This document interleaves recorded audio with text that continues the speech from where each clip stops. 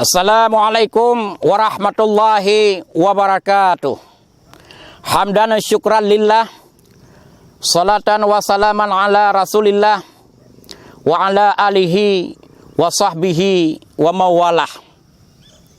Rabbi syrah li sadri wa yassir li amri wahlul 'uqdatam min lisani yafqahu qawli. Pendengar yang mulia, legitanya sangat tak butuhkan iman yang kafah.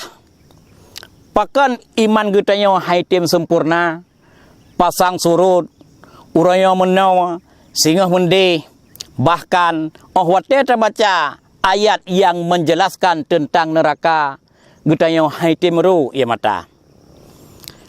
Nukulle Sayyidina Ali radhiyallahu an menyakan karena limang buah perkara yang nasib celaka sajan tu sungguh bukan ubina urang saleh bamandum.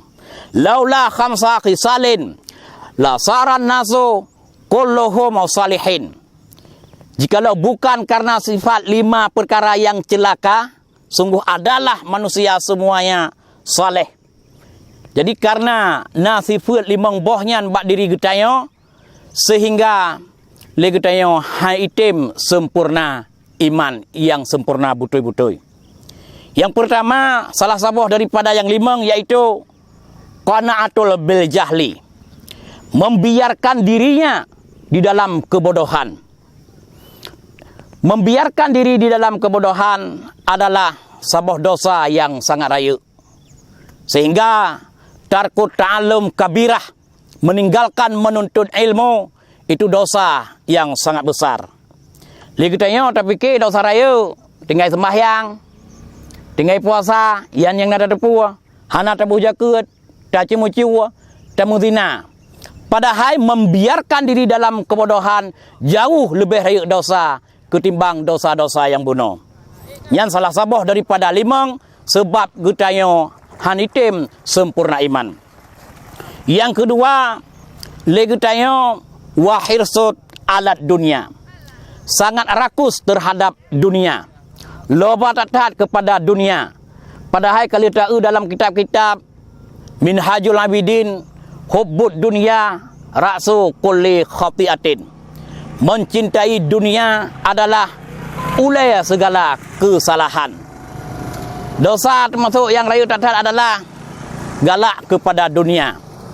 Apabila kita galak taat kepada dunia, yang sangat jauh kemungkinan untuk ditubit ia mata apabila terrenungkan dosa.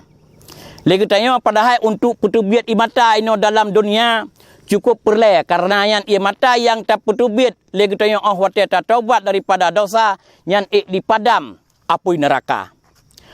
Yang jid ke pertanyaan pakan getanya wate terbaca ayat-ayat yang menjelaskan tentang neraka tanya han ditubit ia mata.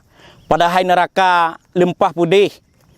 Malaikat Mikail bekna salah long semenjak diciptakan gepeduh neraka oleh Allah Subhanahu wa taala bagatnyan.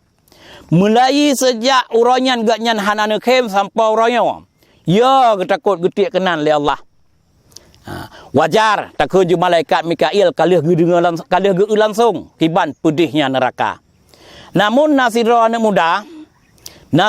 muda masa-masa awal, anak mudanya leh dibaca ayat neraka sehingga leji kadit tengut menjaga. Bahkan yang sebuah pendapat si hana tengut le, selalu dalam ibadat, selalu dalam tawaf, selalu dalam baca Al-Quran.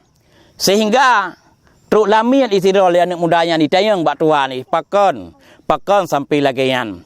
Sehingga apa hana fikir membaca ke tentang sehingga apa terpajuh pulan-pulen. Dijawab oleh anak mudanya semenjak lun baca ayat nerakanya lun hana ingat li kepada dunia. Hana ingat li kepada sapua saya kana mantang baca yang kajet. Tapi kiban anak mudanya wate dibaca ayatnya sehingga iji tua kepada dunia dan mencintai kepada akhirat. Terjawab di dalam kitab Ihya Ulumuddin, putra terjawab yaitu kata-kata la tajidul khauf hatta takulal halal.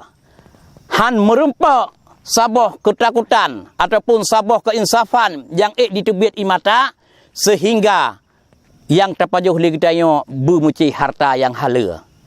Munya kita terpajuh harta yang haram nyan haitem tebit imata wate tengak dosa. Itu perkara yang kedua, sifat yang kecelaka iaitu sangat rakus kepada dunia.